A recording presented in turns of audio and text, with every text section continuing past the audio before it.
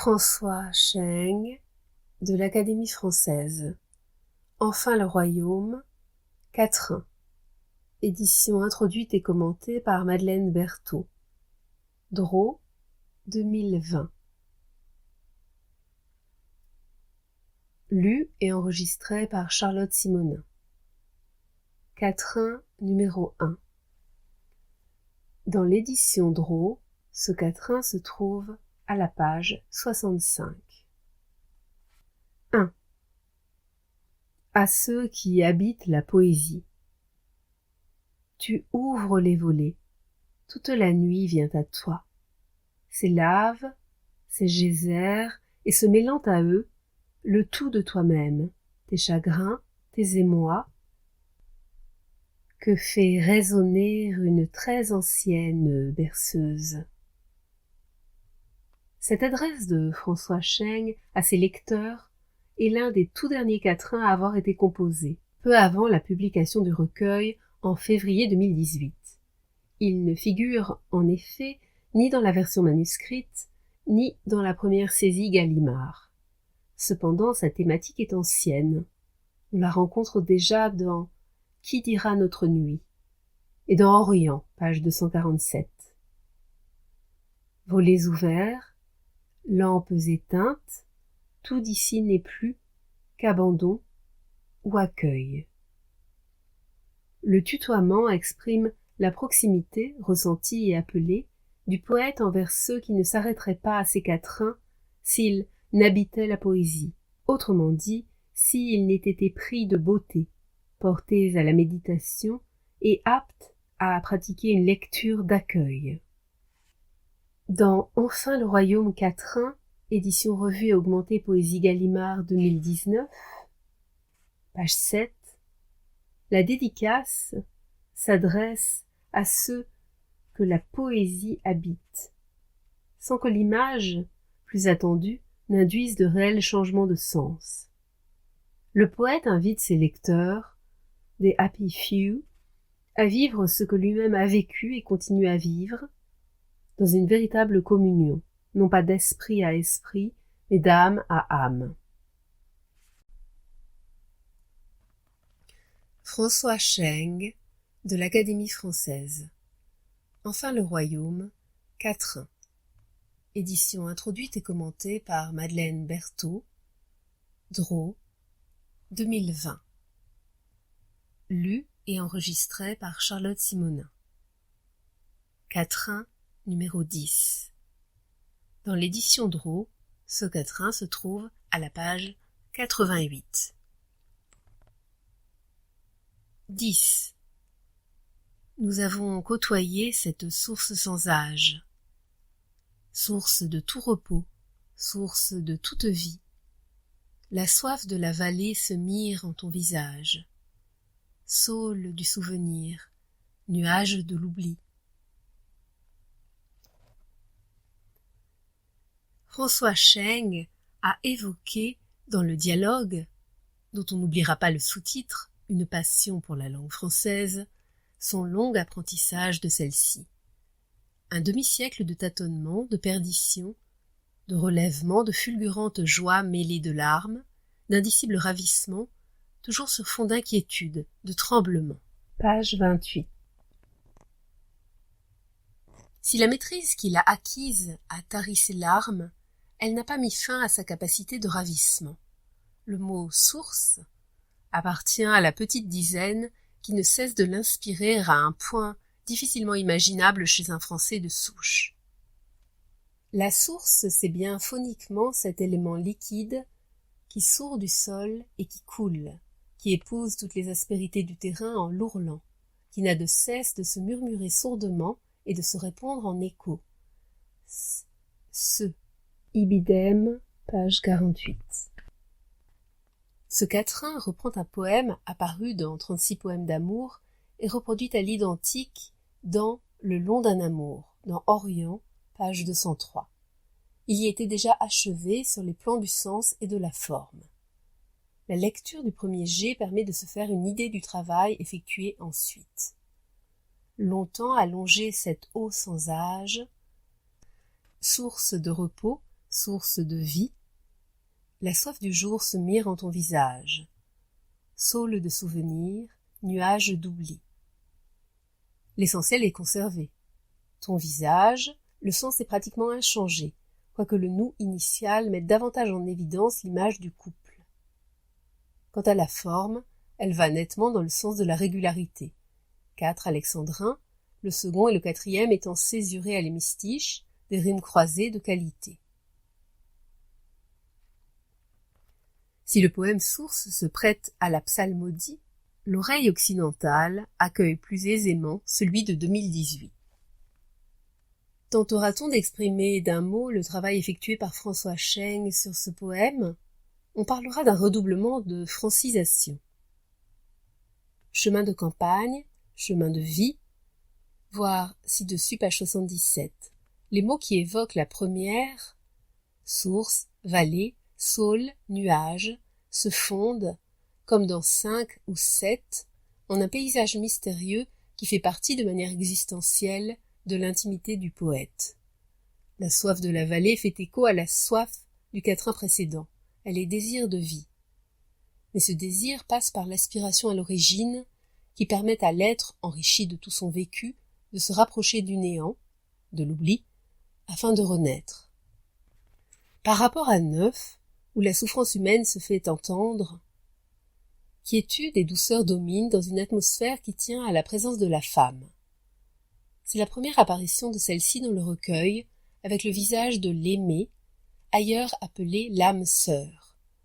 Vraie lumière née de vraie nuit, 24, repris dans La vraie gloire est ici, page 163-164. On se souviendra du commentaire que le pèlerin du Louvre fait de la Joconde. Cet univers originel, un jour, a abouti à cette femme dans tout l'éclat de sa présence. Et aussi de l'importance que le poète accorde au visage. Le visage est ce trésor unique que chacun offre au monde. 5 méditations sur la beauté, page 63. Rapproché de vers parus des 36 poèmes d'amour. Un visage, traversé, par hasard, désormais unique. L'amour, il s'agit ici de l'amour d'un homme pour une femme, mais ailleurs, Scheng parle de l'amour universel, tel qu'en son temps François d'Assise l'éprouva à l'égard de l'ensemble des créatures, et la manifestation la plus forte du désir de vie qui anime les créatures. Le traité de l'âme, page 77, l'a rappelé il y a peu. La vraie vie est dans le désir même que chacun porte à la vie, désir d'une vie ouverte en communion avec d'autres vies, dans une commune présence où tout fait signe, tout prend sens. À nouveau, il est question de faire signe, voir ci-dessus, 4 et page 78. Autrement dit, de la vie ouverte. François Scheng, de l'Académie française, Enfin le royaume, quatrain. Édition introduite et commentée par Madeleine Berthaud. Dreux, 2020. Lu et enregistré par Charlotte Simonin. Quatrain numéro 14. Dans l'édition Dreux, ce quatrain se trouve à la page 98. 14. Me voici, pierre d'attente. Où es-tu, source amie? Il suffit que tu viennes pour que soit mélodie. La clé dont le lecteur a besoin se situe beaucoup plus haut dans le répertoire schengien. De l'arbre et du rocher est pour moitié consacré à la célébration du rocher. Il s'y trouve un poème dont le titre vaut annonce. Le rocher parle. À lire dans Orient, page 30. Tu cherches la source, la voici. Ensuite, double chant s'accompagne d'une épigraphe significative. Un jour, les pierres, l'arbre en nous a parlé. Dans Orient, page 15. Que la pierre ou l'arbre parle en lui, qui bien sûr leur parle aussi, c'est une chose, et plus que si simplement il parlait au poète. On n'oubliera pas non plus le titre du recueil publié avec Fabienne Verdier, Quand les pierres font signe. Écrivant ces lignes dans la semaine qui a suivi l'incendie de Notre-Dame de Paris, en cette nuit du 15 avril 2019 que l'histoire n'oubliera pas, les mots de Cheng, lors de l'émission télévisée La Grande Librairie du surlendemain, m'habitent. Ce monument est fait de pierres vivantes, c'est-à-dire de notre cœur et de notre sang. De ce que le lecteur occidental pouvait juger mythique, jusqu'à cette émotion vécue dans une communion universelle. Cette vie de la pierre devient, dans l'effroi et l'espérance, réalité. Une première version de ce quatrain figure dans Double Chant et dans Orient, page 40. Me voici, pure attente. Où es-tu, claire cascade? Il suffit que tu viennes pour que soit mélodie. La confrontation des deux textes éclaire le travail fourni par le poète pour arriver à ce quatrain. Concernant le sens, il est inchangé, l'identité de la voix qui se fait entendre n'est pas douteuse. Sur le plan de la forme, les vers, très courts, ont été assemblés 2 à 2. Le résultat, 7, 6, 6, 6, se prête plutôt moins à la psalmodie que le premier G, mais il a, par sa concision et l'ajout d'une ponctuation ferme, les qualités d'un bon quatrain. La pierre est pierre d'attente, ce qui suggère une grande patience. Animée par le souffle vital, elle n'en est pas moins voie de transfiguration.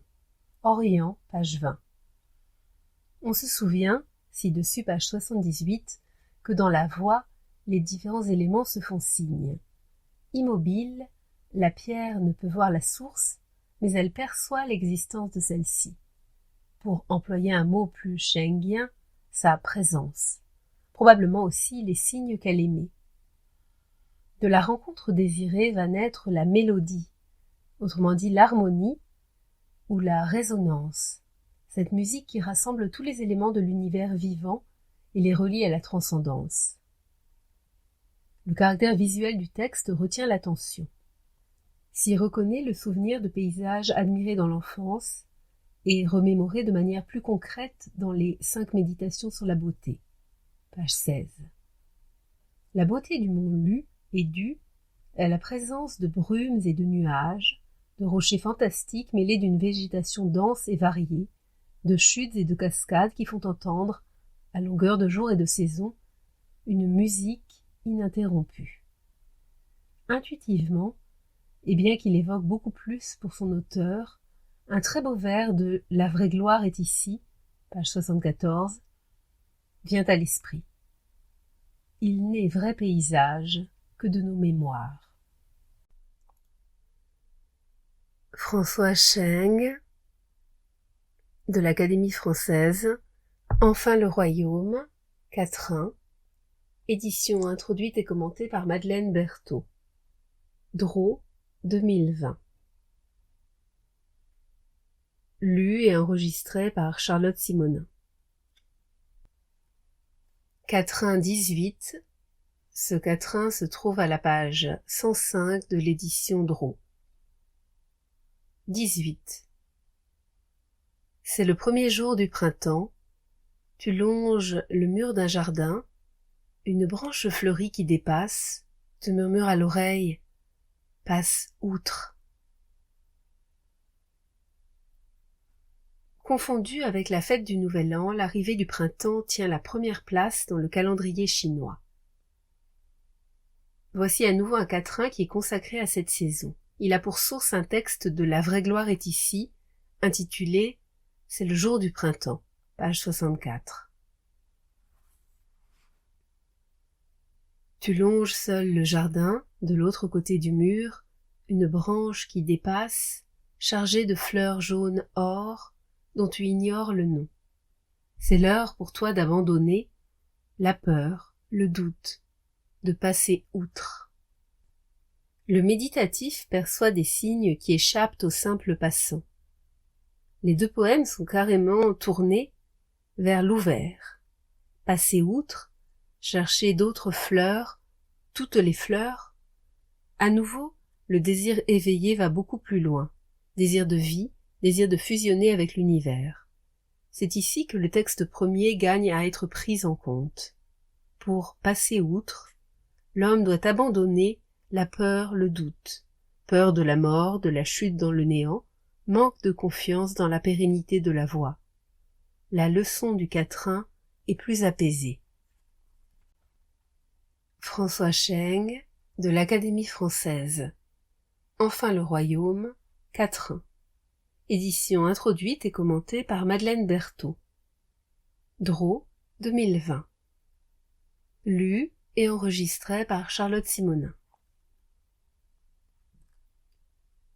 Quatrain 61. Dans l'édition Draw, ce quatrain se trouve à la page 177. 61. De quelle nuit es-tu venu? De quel jour? Soudain tu es au cœur de tout. Les iris ont frémi. Le mot est dit. Ce poème est le premier de 3 dédiés à la bien-aimée.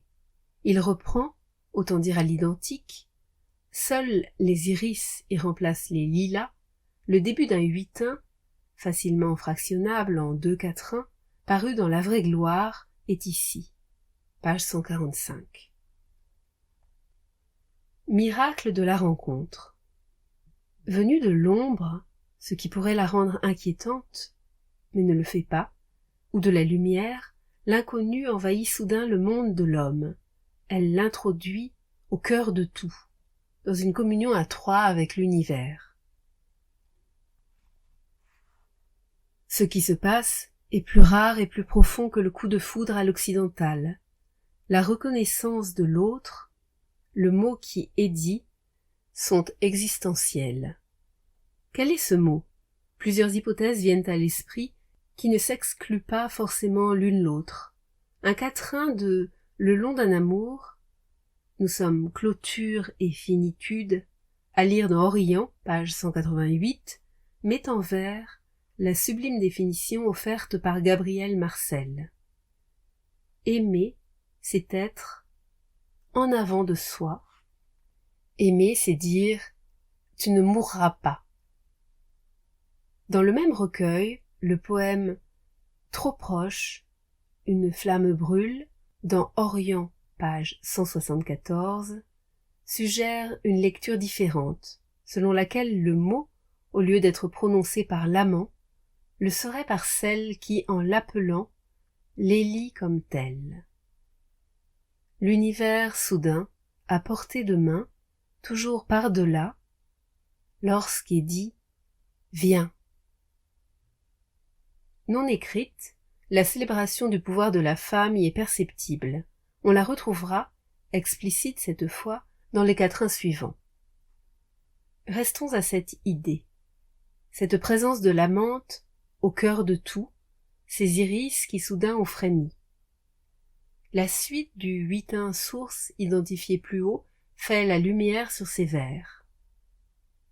Lorsque le mot est dit, tout prend sens, tout se découvre, don.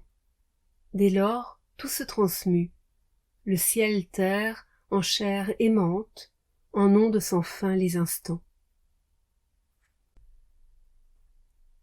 François Cheng, de l'Académie française. Enfin le royaume, quatrain. Édition introduite et commentée par Madeleine Berthaud. Draw 2020. Lu et enregistré par Charlotte Simonin. Quatrain numéro 99. Le quatrain numéro 99 se trouve dans l'édition Draw, page 235. 99.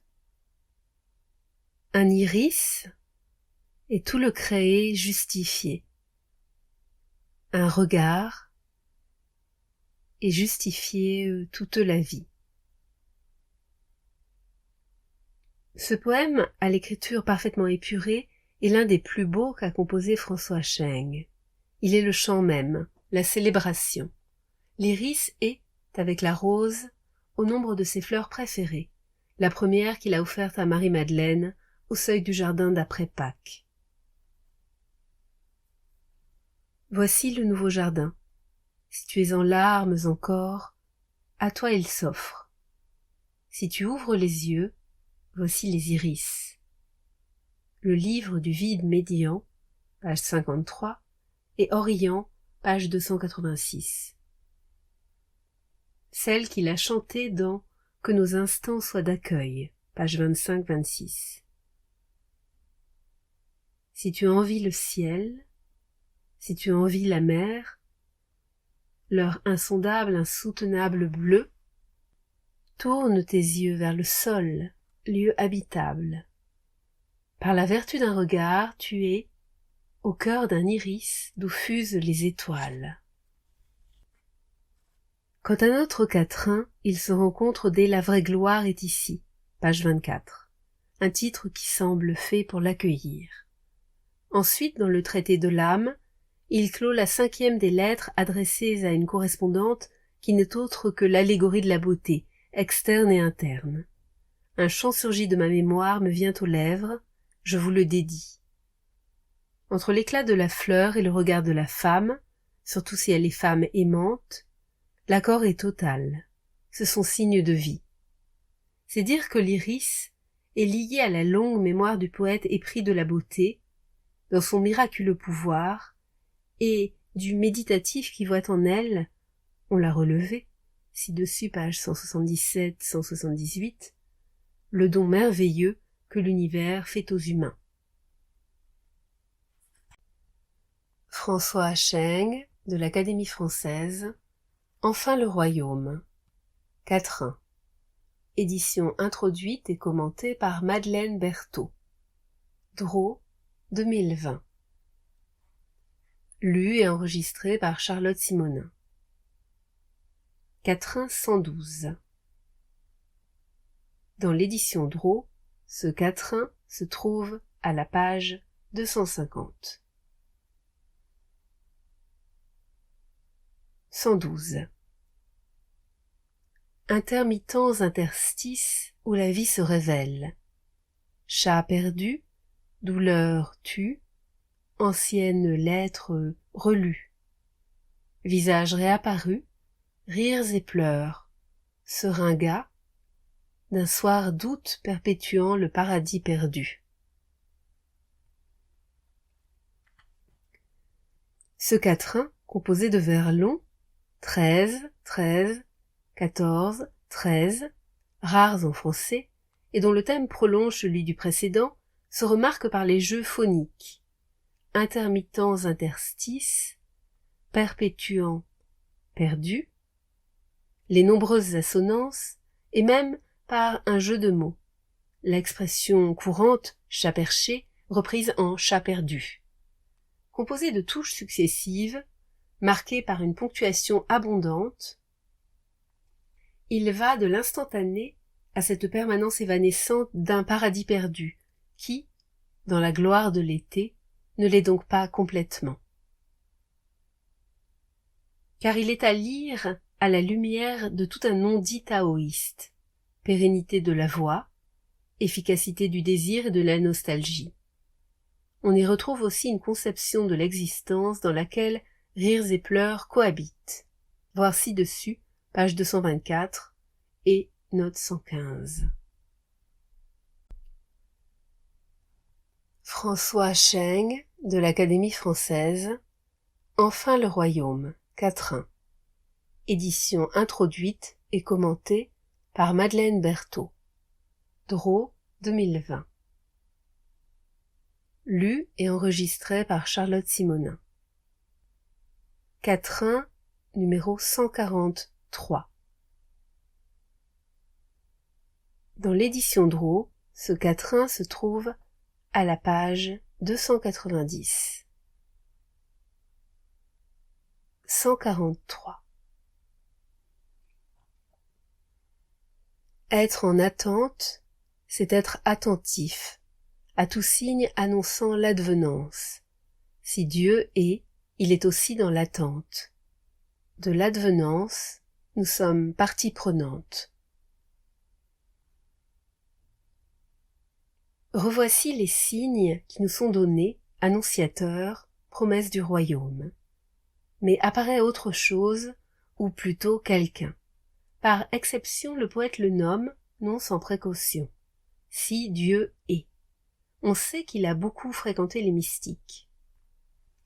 La relation de réciprocité qui se dessine ici rappelle un quatrain d'Angelus Silesius, extrait de l'Errant chérubinique, cité dans les 5 méditations sur la beauté, page 114. Mon Dieu, si je n'existais pas, vous non plus n'existeriez, puisque moi, n'est-ce pas vous, avec ce besoin que vous avez de moi? Ou, plus près de nous, ces mots, d'Eti ils sommes, ce n'est pas toi qui peux nous aider, mais nous qui pouvons t'aider. Ils éclairent l'étrange prière aux accents très rilkéens, parus dans « Que nos instants soient d'accueil », page 82-83. Nous voici dans l'abîme, tu en restes l'énigme, si tu dis un seul mot et nous serons sauvés. Tu restes muet encore, jusqu'au bout semble sourd. Si nous disons un mot, et tu seras sauvé. Nous restons muets encore, jusqu'au bout, restons sourds. Te voici dans l'abîme, nous en sommes l'énigme. On en trouve un écho dans La vraie gloire est ici, page 142. Toi, Dieu de souvenance, tu le sais, tous nos désirs vécus ici demeurent intacts. Si un jour tu dois revenir vers nous, ce ne sera point par pitié, car toi, Dieu d'advenance, tu auras besoin de nous pour te refaire une vie, nous qui avons survécu à l'abîme. François Cheng rappelle ce dernier poème dans De l'âme, page 77, en le faisant précéder d'une glose qui met l'accent sur une véritable collaboration. Si le temps doit venir où un Dieu créera un nouvel ordre de vie, c'est avec les âmes gardant faim et soif de la vraie vie qu'il le fera. Il l'avait déjà dit dans les 5 méditations sur la mort. Nous sommes ici devant l'aspect probablement le plus singulier de sa spiritualité.